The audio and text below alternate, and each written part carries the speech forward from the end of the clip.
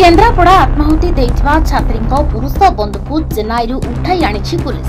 यापरे खूब शीघ्र युवतीଙ୍କ मृत्युर रहस्य खुलिବ ବୋଲି आशा କରାଯାଉଛି। गतकाली पदामुंडाई छात्रीଙ୍କ शेषकृत्य संपन्न ହୋଇଛି। शव व्यवच्छेद पर पीड़िताଙ୍କ घरे पहुंचिथिला मृतदेह। परिवार लोकଙ୍କ दर्शन पर श्मशान रे होईछि अंतिम संस्कार। शव संस्कार बेले पूरा गाँव में शोकाकुल परिवेश सृष्टि होइला।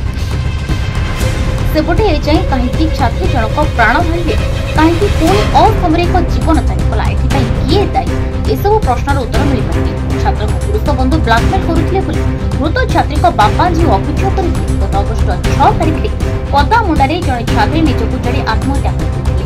एही आत्महत्या घटना एवं राज्य राजनीति को पुणी सरकार करिछि। या पछे कार हाथ अछि कि प्रकृत दोषी ताकू आईन धरब। एबे मृत छात्री मोबाइल पुलिस द्वारा सीज होइथिबा बेले पुरुष बंधु को पुलिस बांधिबा परे छात्री मृत्यु रहस्य खूब शीघ्र खोलिबो बोली अनुमान करा जायछि। घटना पुरी मरला पदक्षेप कौन एसपी तो तार तदंत करछंती एवं इन्वेस्टिगेशन जारी अछि। बर्तमान प्राथमिक तदंत कौन खबर जेतु 24 घंटा सेटा एसपी जेहेतु तदंत करछंती सेटा एसपी तांकर ये करे फाइंडिंग्स ता देबे गवर्नमेंट से बीजेडी टीम अपन गोटे मेमोरेंडम देखले कोन दाबी तांकर दाबी रे तीनटा पॉइंट पूछंती। गोटे हला क्राइम ब्रांच द्वारा तदंत करा जाऊ, पुलिस रो जो आईआईसी ऊपर जो आक्षेप अच्छे ता ऊपर एक्शन निया जाऊ एवं सरकार को किसी अनुदान दिया जाऊ। एटा को हमें सरकार को पाखु प्रेरणा करबा को जाउछु।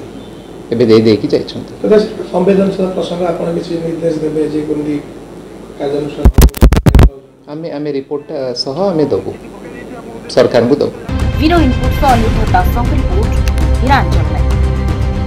तेरे एभली किसी गुरुत्वपूर्ण खबर देखा चाहती आम चैनल को लाइक सब्सक्राइब और शेयर करें।